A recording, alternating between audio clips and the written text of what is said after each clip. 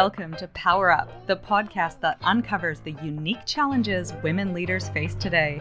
Join your hosts, Nat and Kristen, as we dive into the tough topics and provide actionable insights you can apply right now. Don't forget to hit subscribe so you don't miss any episodes. We have just recorded this podcast and decided it wasn't worth your time. So we're re-recording. A couple of weeks at the beach, surf casting and sunbathing and swimming have not been good for our brain. It was quite funny. Within about 6 minutes of recording, I knew it was a bit of a train wreck, but we just kept going, which is totally against what we're talking about today. I think we've just given ourselves a massive example because basically what we wanted to talk about today is we talked to a lot of power suitors who were burnt out. So we thought we'd title this podcast, How to Give Fewer F's. And that's because at the end of last year, we'd used them all up. Everyone was so exhausted. So we're hoping at the beginning of this year, we can give less of them away so that we've got more to have at the end of the year for the important things like surfing and swimming and forgetting how to podcast. What we're focused on today is actually sharing this concept of 80-20 because we think with a real deep understanding of this 80-20 rule is going to help avoid some of the burnout and overwhelm that we all experienced last year. So shall we start with, firstly, what it is? Yes. So the 80-20 rule came about from an Italian dude called Pareto, we think. And you'll have heard of Pareto principle. So, yes. So there's a guy. Of course it was a guy. He's a guy. Yeah. And he is a polymath, which, as it turns out, means he has wide and varied knowledge. And he figured out that 80% of Italy's land was owned by 20% of the population. So then, fast forward a few years, another dude, and I forget his name, other dude, recognized that 80-20 rule actually applies a lot wider.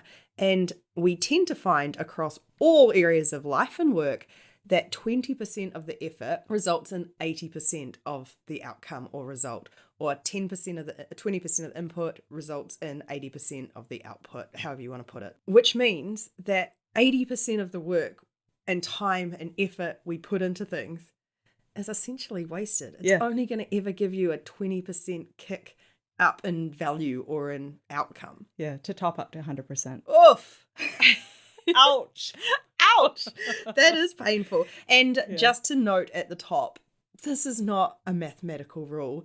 Everything in life is a continuum. So this is very much just to really get us thinking and challenging how much effort and how many things we put on our plate. And when you understand this principle, which we really encourage you to wrap your heads around this with us, you kind of can't unsee it, and then it'll click, and then we can start to take action and do stuff about it. So for example, here's some really simple examples.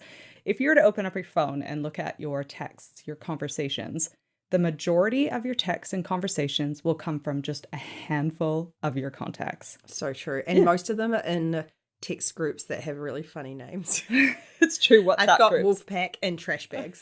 Trash Bags. That's a good one. Text? Just a good one. What's that? Your family chat, is that called so? Or is it family? We're just family. Family. Another one is that, we just a few of our clothes and accessories get the lion's share of our use, even though we have so much stuff.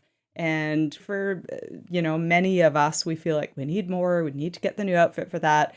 You're probably not going to wear it, and you're going to go back to your 20% faves. Absolutely. And I think for overachievers, which I actually think that's such a funny word now I see it in context of the 80-20 rule, overachievers. We achieve it and then we do more. Which is it's such a casually thrown around term, and it really describes it. The problem with not following the 80-20 rule. But a lot of overachievers in the power suit community, because there's a bunch of us, would look at things at work and in life where we go, we want this thing to happen. So we're thinking about, we want to throw our kid a great birthday, or we want to have a really cool culture at work. And what we do is we throw ourselves 100% in. We organize the birthday. We do all the shopping. We do all the prep. We do all the washing up. We're running around. Same with the committee, a social club committee. We join the committee. We run the committee. We do the planning for the events. We buy the food. We organize the cards.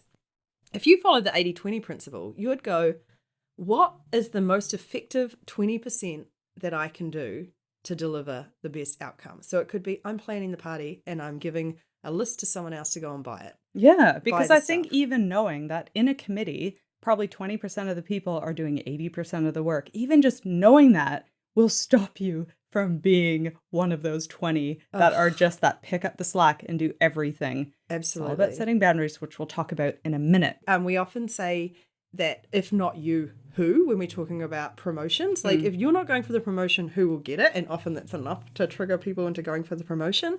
And I think that's the same thing with these committees, right? If you're looking around and going, wait a second, am I the only one putting my hand up to do everything? There are other people on the committee that can put their hand up. yeah, agreed. How about in your life? What does that look like, putting the 80-20 rule into practice and kind of writing that mix a little bit to save your time, energy, and pain? I'm a continuous improver, and one challenge with my personality is that I over invest in other people's lives in a way that skews towards negative. So one of my friends has a problem. 20-year-old me would have dropped everything. I would have been the shoulder to cry on. I would have helped them come up with solutions. I would have dropped everything and spent days of mental anguish worrying about them.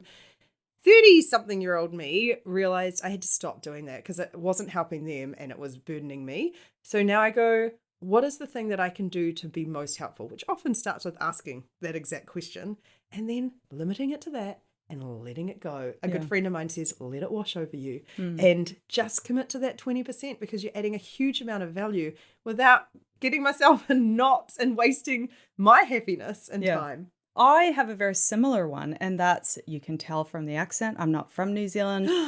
Yes, and so we have a lot of people from America visiting us over the holiday period. So our house for 2 months often ends up accepting guests. And what I've noticed, I somehow naturally set this intention this year, and now I've recognized it, and doubling down and putting it into action is that the 20% which will result in the most joy of family visits is I'm providing a home, a car, there's my Company. fridge, company. As for sorting out your logistics and sorting out your calendar and sorting out the things you need once you get here, kind of not my problem. So I've Mhm. normally taken that on because I want everyone to have this incredible experience. But actually, I don't need to. It's probably goes unnoticed or underappreciated. Then I feel underappreciated. So this holiday season, I'm just like, sure, come, sort yourself. Here, just let us know when you'll be here. And she's done a fantastic job. I've noticed it. And I feel like we've Mm. both noticed in ourselves a reduction in stress Yeah. to the point that we're so relaxed we couldn't do this podcast. I think the other one I've used to spend a lot of time on is I used to feel so guilty about seeing people. Like, people would be like, can we catch up? Can we do this? And I'd say yes. And I think to that sort of point about the 80% of your texts come from 20% of the people in your life, I also believe that quote about you're the average of the 5 closest people in your life.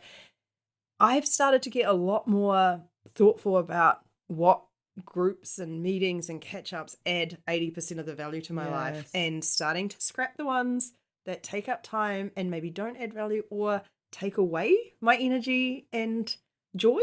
Yeah. I know Well, I'm grimacing as I say that because it sounds really mean, but it's actually a boundary now that I've yes. started to get a lot better at. And a final one for me is that for any type of kind of big health kick, it actually is more about the food you're putting in in your body than exercise. And so let's say I'm like, I'm going to go on this big health kick and do 100% of the things in the food arena, 100% of the things in the wellness and the getting the sleep and the whatever arena, and then all the things for exercising. It's just not going to happen. So I actually just chose to focus on food. I continue to go out for walks, but it doesn't become a thing like I have to do this walk or I have to go for a Mhm. run or I have to whatever. I'm just going to focus on the 20% that actually takes the 80% of that health, and it's actually just the food you put in your mouth. I love it. And I think to continue the exercise thing, because I'm also on a health kick, my girlfriend and I have been lifting. I'm like, swole. Is it swole? I keep admiring my arms in the mirror, being like, look, I've done 2 weightlifting sessions. However, she bought 2 kettlebells from Kmart, and we can get 80% of the value we need from those 2 kettlebells. Then we could have gotten a whole array of different weights and equipment Yeah. and Gym ended up memberships. over investing in it. And we went, how do we get 80% of the benefit? We're not going to get 100% of the benefit because we don't have all the little weights and the little exercise equipment, but like, let's just get those 2 and get started. So Yeah. I feel like that was A great light bulb moment for me is we have some of the gear and no idea. So should we chat a little bit about the framework, and maybe I'll kick off with someone else's Yes. framework. Great. This is from a podcast called Lead with Less, and her name is Tash Peters, and she's a coach. And this particular episode, which I was listening to research for this podcast episode, was about minimum viable planning. And I liked how she explained that you are in a survival season and or an expansionary season. And we would have said that a lot of power suitors at the end of last year were in survival season. And we even found ourselves going, just get to the end of the year, you've got a month to recoup and to recharge. And so recognizing that that can be triggered by the time of year, it can be triggered by too much on your plate, it can be triggered by a family emergency or a health emergency, whatever that might be, we have these seasons we move in and out of. When in survival season, this is where you go minimum viable planning. And the way she explains to do it is you start with life sections. And so that might look like a section for work, a section for family, a section for, I don't know, home, a section for health, a section for, Wealth. I don't know, wealth and finances. And then you just write down all the things that you are doing. So home, it might be I'm cooking, I'm cleaning, I'm picking up the kids. For family, it might be the pickups. It might be organizing their sports or music or trips. Could be your social life. It could be all the things at work, and get down to the critical few. So this is where you go, what are the things I need to do to move through the day? So it could be that the kids have to get from A to B. So that might be a critical few on that kids thing. The cooking. Do you have to be cooking all the meals? Can you look maybe for during survival season to outsource that, to ask for help, to admit to friends that you need a bit of a hand, because that's what friends are for. Same thing with work. Does this need to be done? And this is, I think, where an additional critical layer needs to come over top and be like, does it really? And who said so? And why? And what would happen if it didn't get done? And I like that as a framework because if you believe in this principle, which I think we've just given a whole bunch of examples and you will all notice them as you go through your day, you actually do believe that there is a ton of waste of padding in the stuff we do. So in every one of those sections there or life areas, there is padding there. There is. And I was thinking as you were saying in that survival season, one thing that a lot of us struggle with is trying to add more goals to that. And we know someone who has just had a pretty rough diagnosis that she is doing an incredible job of working on her health. And I commented the other day saying, that's your goal right now. You don't have to set other goals. You don't have to set life goals. Or your goal is to get through this and to look after yourself. And if you are feeling overwhelmed, that's your goal, is to get out of that. That you don't have to achieve X, Y, and Z, because that is a huge achievement to get out of that, which helps you if you are a overachieving goal setter and you always need to be working towards something. That is your 80%. If you can get through that, you will achieve 80% of what you need to achieve. Yeah. Adding on running a marathon or cooking all your meals is going to give you very little extra on top of just reducing that load. And I think vice versa, if you're in that expansionary season, the fastest way to hit your goals and get where you want to go is by decluttering some of the stuff that is not adding as much value. Like, we have to be ruthless about the stuff we're not working on. There's a million things we could be working on. Like, our to-do list is quite long, but we have to look at that and go, and we're expanding.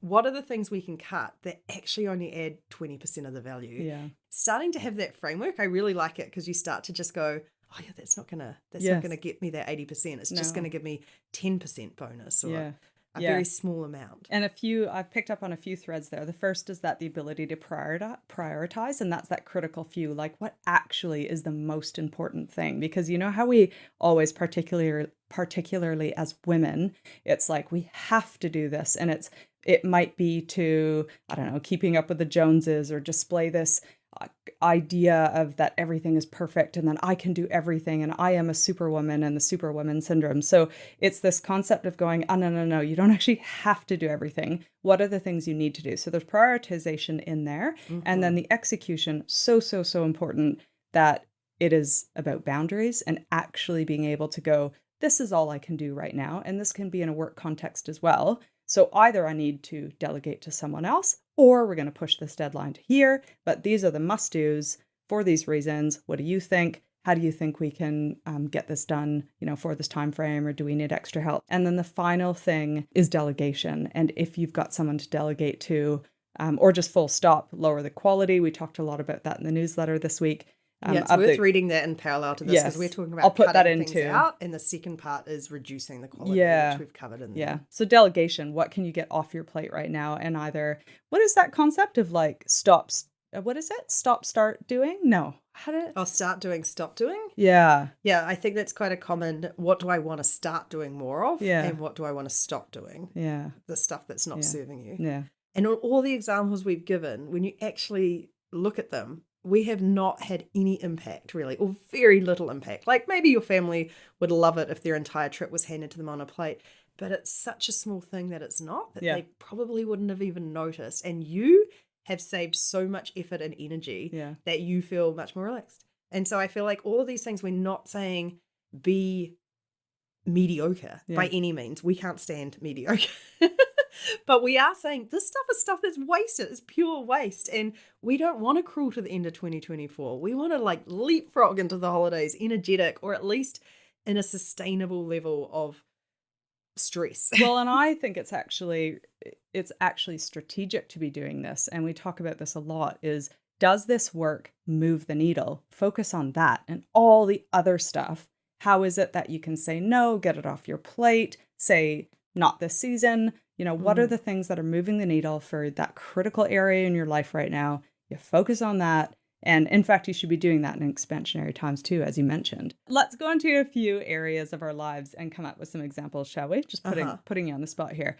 So the first is how you might declutter your personal kind of effects in household. What would that look like with the 80/20? Yeah, I had to do that recently. So firstly, I feel like the rule around don't buy things until you've had a bit of a break. So I don't know if everyone's heard of this great financial tip. If you want to buy something online, or you really want something, write it down and then wait 24 hours. It's all you have to do. And in 24 hours, because quite often we're sort of propelled by that dopamine hit of shopping, in 24 hours, you still feel desperately want it, buy it then. So that's a really easy way to stop clutter happening. When it comes to decluttering, I had to recently look at, what sparks joy in my wardrobe and find things that didn't spark joy, which was a lot of dresses that no longer fitted me, but fortunately fit Kristen. So I suppose I can say I cut a lot of effort by just palming them off onto you. Yeah. But I just took the stuff that was like, I never wear, get rid of it. Do one drawer at a time, whatever. Yeah. Just don't overcook it. Yeah. For me, that was the easiest path, because it does feel overwhelming. And again, you can get caught up clearing out one box of junk when actually you can save half a wardrobe by just chucking out some big bulky things that you no longer wear. And I love another economics term called utility. And I was researching that word a little bit last night, because it's like a boring word, but it's also so powerful. And it kind of has got all this connotation of like powerful and successful and joy and like usefulness of whatever the product or the thing is that you have. And so it's almost looking at everything in how much utility does this provide to me? And I saw some TikToks the other day where people were talking about the utility of their shoes. And they had very expensive boots that were about $2,000, but they said, I've been wearing them, again, going back to, you probably wear 20% of your clothing and the rest of it just sits there. But this person had worn these boots for 6 years. They're beautiful, and got down to probably $5 per wear. And so the utility of these boots were really high, and the joy and the meaning and everything in them. So I like that concept of looking at our lives and personal effects that way as well. Almost like the value you get out of them. Unlike the 20 pairs of heels I have in the bottom of my wardrobe that I still haven't thrown out, but also never wear. You'll get there. What about managing your time better? Yeah, that is calendar, and fiercely manage it. Now, I'm not just saying add more stuff to it. I'm like fiercely protecting your time. And quite often our time is managed, certainly for 40 hours a week, by this calendar, and that's associated with our email, and it's where meetings get slotted in.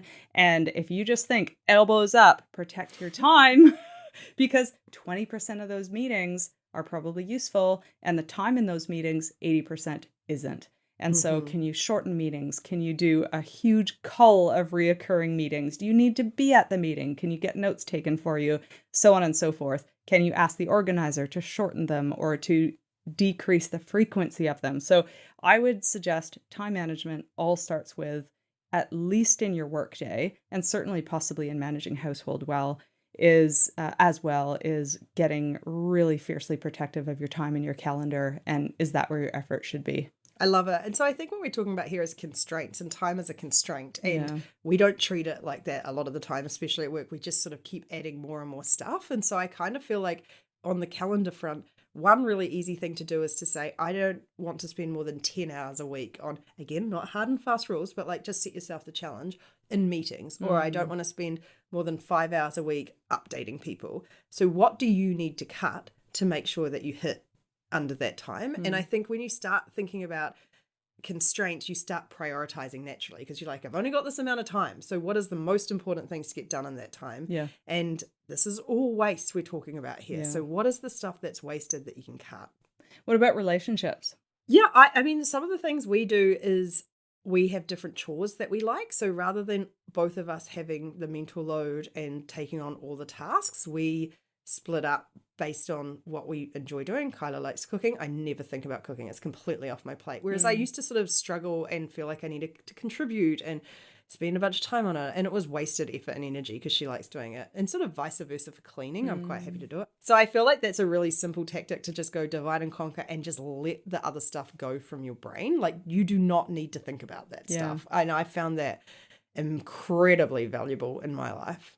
And I think there's a few ways to look at it in terms of in your relationship as well. It's probably the same small issues in any relationship that are contributing to the biggest pain in a relationship. So it could be, a lot of people talk about money, or they talk about the share of the household duties, or whatever that might be. So if you were just to tackle one of those issues, you might get maximum benefit of your relationship. Yeah, I like that. And I think some of those examples are, those irritating habits that all of us have because we have different standards for what we like. People who leave their clothes on the floor, people who leave the toilet seat up. Just tackling one, like not having a big bust up, but just being like, let's fix this one thing. Yeah. And like, we might get a huge kick of joy from it. Yeah. I think as a leader, should we finish that as a leader? Yeah. Because there's some easy wins here too. Yeah. Well, I think that as a leader, particularly if you're running a project or a team, recognizing that 20% of the people are probably doing most of the work. And so really just making sure that work is divided fairly, that output and effort is, spread across a group and fairly, and just being really conscious of that. Yeah, and I like that because if you even change those words out to value, like most people, if you speak to them, say they're massively busy at work. So if you are in a group and you're assuming 20% of people add 80% of the value, is your work contributing to that value? Is it contributing to that 80%, or are you distracted on all sorts of stuff? And something to think about when you're looking at your team members, they're probably very busy, but is it on the right work? And can you probably step in maybe and help with a little bit of the time management and prioritization? I think also as a leader, very useful to think about managing people. So people leadership, often, as with most things, 20% of your people will be taking up 80% of your time. How can you start to put in place new things to reduce that? So is it more regular meetings? Is it changing how you interact? Is it not taking on their problems and pushing back? What are the things that you can do to reduce that time? Yeah, love that. Should we end there? Yeah, I mean, we have done this before. So. I think we waffled on a bit more last time. We could carry on, but I think we will end there. So please do take care of yourselves, set up some really great new habits as it relates to this. Have a scan across your life. If you're in survival season, we've got your back. If you're in expansionary season, we've got your back. Carry on. And then please do save yourself some time. Yeah. I reckon the one action that I've taken from round one is start this week. What can you cut 5% of in your day? Like, can you save an hour today on something? Yeah. And just focus on that. And just this week, kind of look 5 to 10% reduction. Like, that should be easy if we think we are wasting 80% of our time on some of the stuff. What can you do 5% less of? Yeah. And give it a crack and see how that will add up to a decent amount of extra time. Agreed. And give us 5 stars. Even if we're still sloppy. No, I think we did this one. Did we do better? I think we did. We self-rated ourselves 5 stars. Yeah, we did. So we'd love your reviews and 5 stars as well. And I guess we'll just catch you next time. Bye.